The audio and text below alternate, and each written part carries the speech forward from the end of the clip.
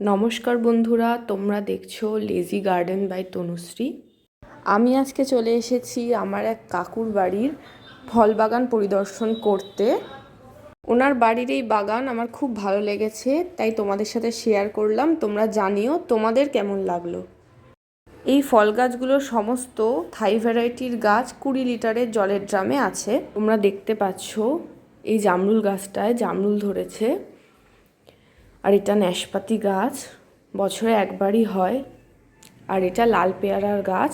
এই পেয়ারাটা ভেতরেও লাল হয়, বাইরেটাও লাল হয়। লাল পেয়ারার যে ভ্যারাইটি আছে নার্সারিতে মালতী পেয়ারা বলে তোমরা পেয়ে যাবে। আর এটা কুল গাছ। এই কুল গাছে 12 মাসই ফল ফুল থাকে। একবার এই গাছে ফল হয়ে গেছে, আবার দেখো ফল এসেছে। আর এইটা ডালিম গাছ। এই ডালিম গাছে প্রচুর ছোট ছোট ফল ছিল। আর দেখতেই পাচ্ছ তোমরা, এটা সাদা জাম গাছ। সাদা জাম গাছ 1.5 বছরের মধ্যেই এত সুন্দর ফলন হয়েছে।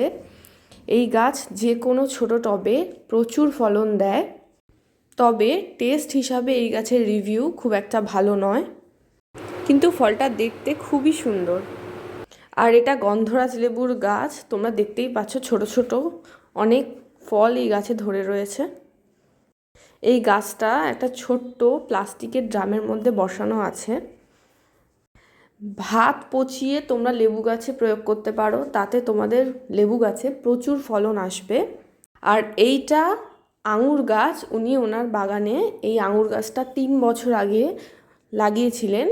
আর সেই 3 বছর বয়সী গাছে এত সুন্দর আঙুর ধরেছে। প্রথমে একটা ছোট টবে এটা রাখা ছিল, তারপর এই ড্রামে ট্রান্সফার করা হয়েছে। আর এইটা হলো 12 মাসি সবেদা, যেটা কিনা কালাপাতি সবেদা নামেও পরিচিত। এটা হলো আতা ফলের গাছ। এই আতা ফলের ফুল থেকে ফলে পরিণত হতে হ্যান্ড পলিনেশনের প্রয়োজন হয়। ফুলগুলোকে হ্যান্ড পলিনেশন করে দিলে তবেই এই গাছে ফল ধরতে সক্ষম। আর দেখো বন্ধুরা, এটা কালোজাম গাছ। 2 বছর বয়সী কালোজাম গাছে প্রচুর ফলন ধরে রয়েছে। আর এটা হলো ডাঁটা শাক। বন্ধুরা, এটা সুইট লেমন গাছ। এই সুইট লেমন গাছের বয়স মাত্র 1 বছর। এই 1 বছর বয়সী গাছে প্রচুর ফলন ছিল। এই সুইট লেমনের বিশেষত্ব হলো এই লেবুটার খোসাটা মিষ্টি, ভেতরটা সামান্য একটু জেলি জেলি মতো টক টক ভাব আছে। খোসা সমেত তোমরা এই গাছের ফল খেতে পারবে। আর দেখো বন্ধুরা, এদিকেও আরও 2টো আঙুরের থোকা ঝুলছে। বন্ধুরা, এটা হলো মিট মশলা গাছ। খুব সুন্দর ফ্লেভারের জন্য রান্নায় এই মিট মশলা পাতা ইউজ করা হয়। এটা সেই কালাপাতি সবেদা গাছটাই। আর এটা হলো থাই কদবেলের গাছ। এই ছোট্ট গাছটায় প্রচুর ফলন হয়। আর এটা হলো 12 মাসি কুলের গাছ। এটা আরও একটা লেবু গাছ। ওনার বাগানে প্রচুর লেবু গাছের ভ্যারাইটি রয়েছে, তার মধ্যে এটাও একটা। বন্ধুরা, এই পেয়ারা গাছটাতে দেখো প্রচুর পেয়ারা ধরে রয়েছে। এটা আরেকটা ভ্যারাইটি সবেদা গাছ। এটা 12 মাসই ফল হয়। ফলগুলো অনেক বড় বড় সাইজের হয়, কিন্তু ভ্যারাইটিটা জানা নেই। এটা আরেকটা লেবু গাছ। তোমরা দেখতেই পাচ্ছ ওনার বাগানে প্রচুর লেবু গাছের কালেকশন রয়েছে। এইটা হলো 12 মাসি পিঙ্ক কাঁঠালের গাছ। আর এখন যেটা তোমরা দেখতে পাচ্ছ সেটা কালো জামের গাছ। প্রচুর ফলন এই কালো জাম গাছে হয়। ওনার বাগানে 2টো কালো জামের গাছ আছে। দেখো বন্ধুরা, এই করমচা গাছটায় ফল অলরেডি ধরে আছে। আর এটা হলো বাড়িওয়ান মালটা। বছরে একবারই ফল হয়, কিন্তু এটা কমার্শিয়াল ভ্যারাইটি হওয়ায় প্রচুর ফল এই মালটা গাছটাতে হয়। আর এটা হলো 12 মাসি কুল গাছ। তোমরা দেখতে পাচ্ছ ছোট ছোট কুল এই গাছটাতে ধরে রয়েছে। এটা হলো বাবুগোসা নাশপাতি।